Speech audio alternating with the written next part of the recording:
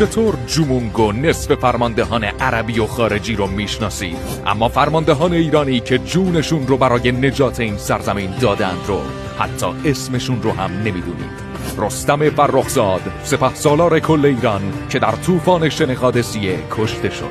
بهمن جادویی، سرداری که با فیلهای جنگیش طعم شکست را به ارتش اعراب کشاند. جالینوس، سرداری که پس از رستم جنگید تا سپاه در هم شکسته ایران را نجات دهد و در همین راه نیز کشته شد.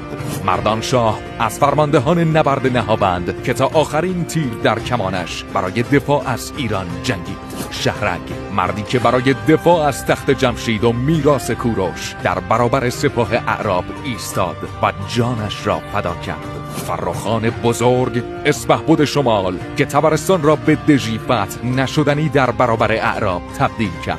به پاس خون این وطن پرستان ایران این پست رو برای همه بفرست تا اونها هم با قهرمانان واقعی این خاک آشنا بشن و برای دانستنی های روز دنیا پرمگز رو دنبال کن.